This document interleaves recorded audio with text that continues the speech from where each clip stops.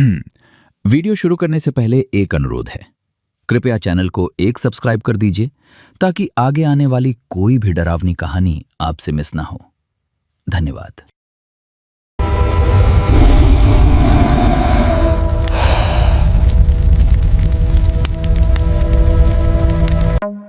कहानी शुरू होती है उत्तर प्रदेश के एक छोटे से गांव भानपुर से, जहां की गलियों में नंदन, मोहन और किशन का बचपन बीता है। नंदन को शहर की एक बद्धी टेलीकॉम कंपनी से एक प्रोजेक्ट मिला है। राजस्थान के एक ऐसे सुदूर इलाके में मोबाइल टावर लगाना है जहां आज भी नेटवर्क का नामो निशान नहीं है। तीनों पहली बार अपने गांव की सीमा लांघकर इतनी दूर जा रहे हैं। चलो भाइयों, गाड़ी आने वाली है। राजस्थान का सफर लंबा है और काम उससे भी ज्यादा चुनौतीपूर्ण। अरे नंदन भाई, चुनौती की छोड़ो। मैंने सुना है राजस्थान में रेत के टीले इतने ऊंचे होते हैं कि बंदा फिसल जाए तो सीधे पाकिस्तान में रुकता है। बस खाने पीने का इंतजाम सही रहे, बाकी तो हम संभाल लेंगे। मोहन, ये मजे करने का वक्त नहीं है। नंदन भाई ने बताया था कि कंपनी ने उस जगह के लिए 2 गुना पैसा दिया है। इसका मतलब है कि वहां कोई नहीं जाना चाहता। कुछ तो बात होगी उस मिट्टी में। वो लोग बात कर ही रहे होते हैं।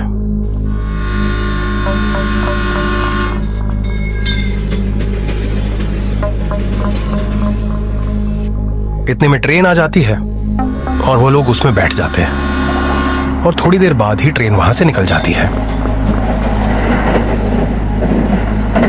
ट्रेन जैसे जैसे पश्चिम की ओर बढ़ रही थी, हिंदकी के बाहर का नजारा बदल रहा था।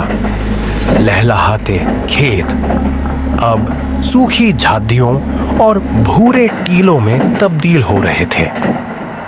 बाप रे, यहां तो हवा भी गरम मसाला छिड़क रही है। नंदन, अब भी और कितना आगे जाना है? बस यहां से आखिरी बस पकड़नी है, फिर वहां से टोटो हमें साइड तक ले जाएगा। ट्रेन एक सुनसान स्टेशन पर आकर रुकती है और यह लोग उस स्टेशन पर उतर जाते हैं और उसके बाद ट्रेन वहां से चली जाती है। स्टेशन के बाहर पहुंचते हैं।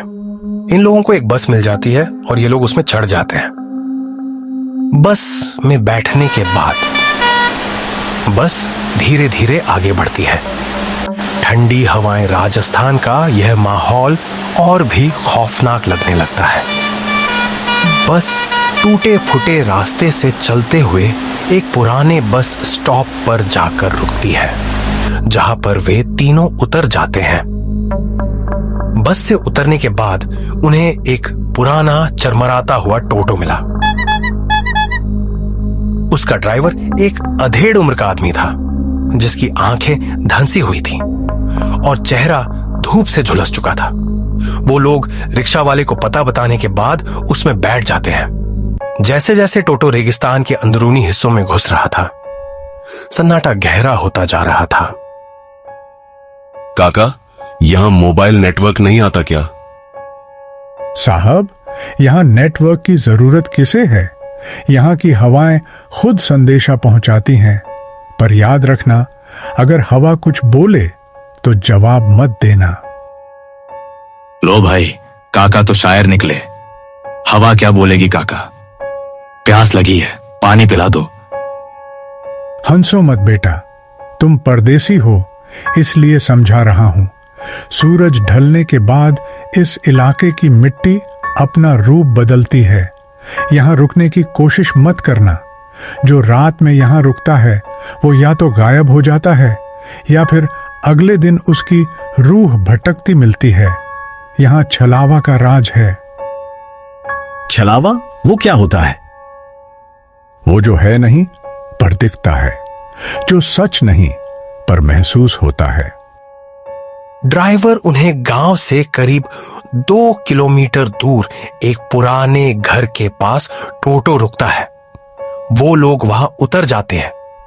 टोटो ड्राइवर तीनों को वहां छोड़कर चला जाता है। कंपनी ने उनके रुकने का इंतजाम यहीं किया था। घर देखने में पुराना लग रहा था। चलो, आज की रात यहीं काटनी है, कल सुबह काम शुरू करेंगे। किशन, तू लालटेन जला, मैं और मोहन सामान सेट करते हैं। वो लोग सारा काम खत्म करने के बाद इतना थक जाते हैं कि थकन के मारे उनको नींद नहीं आ रही होती है। रात के करीब 1:30 बजे थे।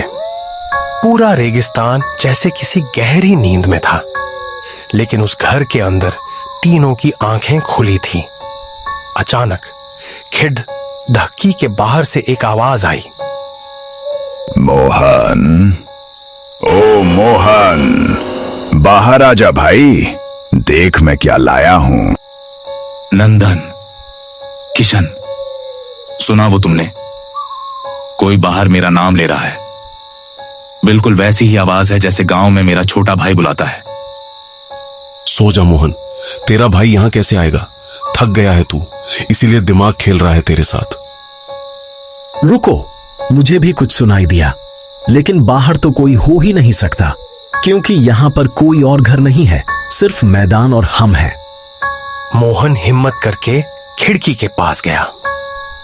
उसने जैसे ही खिड़की से बाहर झांका, उसे रात के अंधेरे के बीच एक छोटी सी आकृति दिखी जो बिल्कुल उसके भाई जैसी लग रही थी। पर जैसे ही उसने टॉर्च जलाई, वहां कोई नहीं था, सिर्फ सन्नाटा और रेत थी। मोहन उस चीज को नजरअंदाज करके वे सोने की कोशिश करने लगे, लेकिन उन्हें यह नहीं पता था कि घर की छत पर कोई बैठा है जो उनके सोने का इंतजार कर रहा है। सुबह हुई। सूरज की तपिश के साथ डर थोड़ा कम हुआ। तीनों ने टावर का सामान निकाला और काम शुरू किया। पर जैसे जैसे काम आगे बढ़ता, चीजें रहस्यमयी होने लगी। मोहन, वो स्क्रू ड्राइवर देना जो अभी मैंने यहां रखा था। नंदन भाई, मैंने तो उसे हाथ भी नहीं लगाया।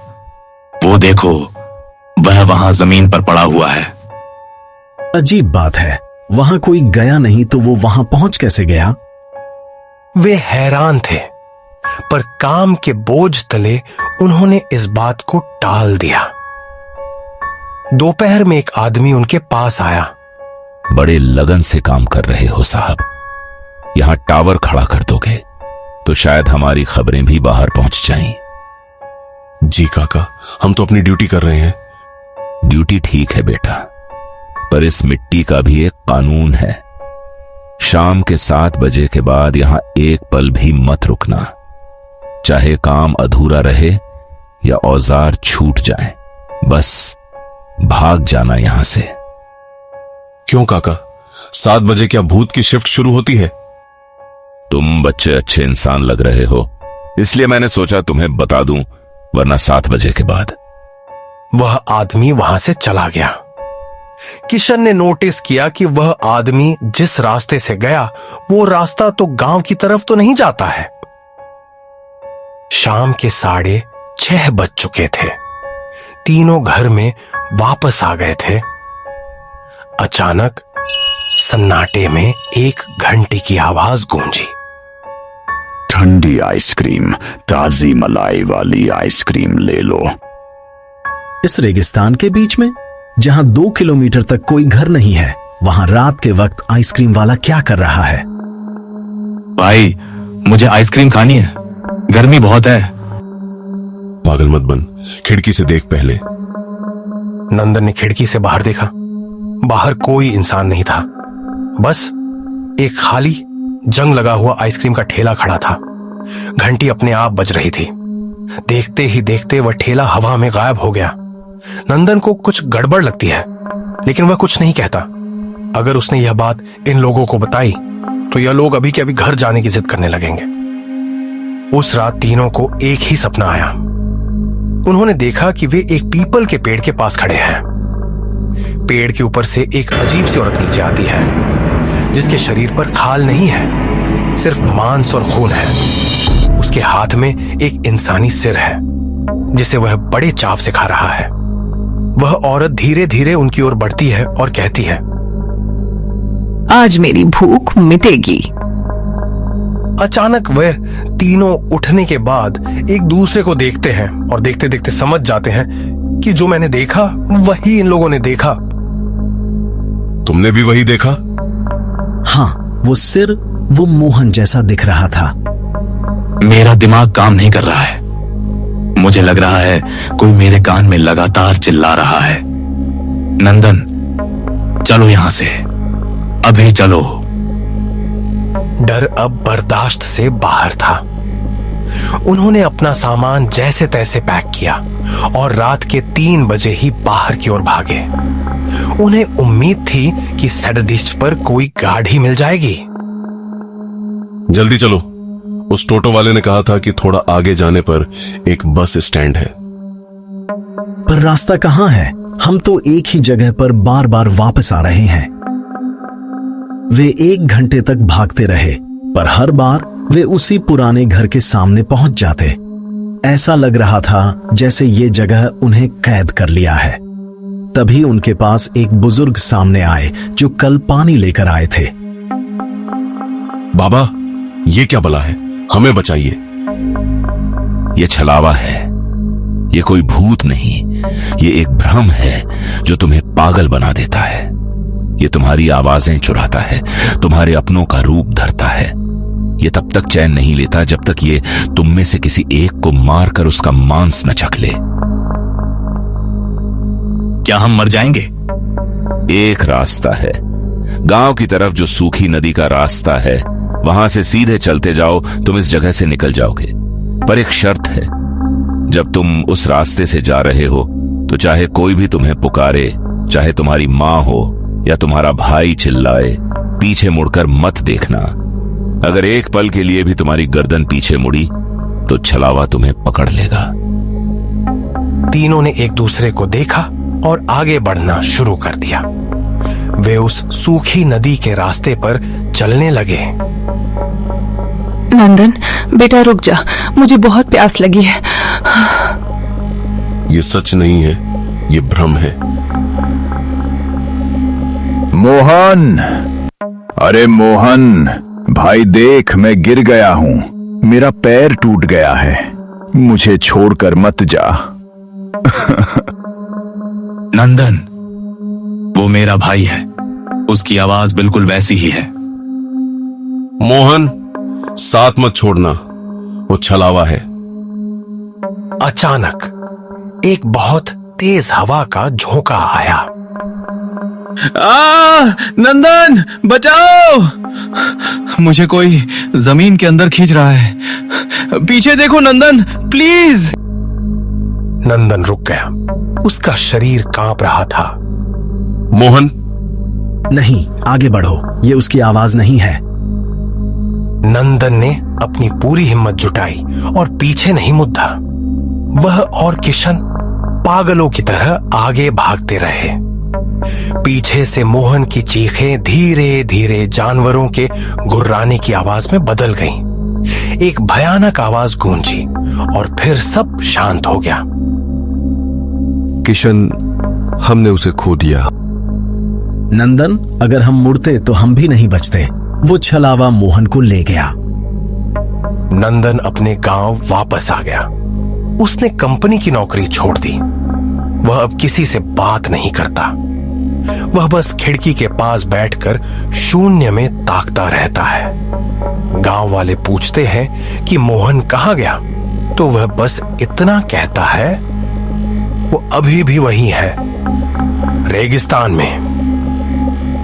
क्या मोहन वाकई मर गया है, या वो छलावा अब नंदन के रूप में गांव में आ गया है? यह सस्पेंस हमेशा के लिए उस रेगिस्तान की रेत में दफन हो गया।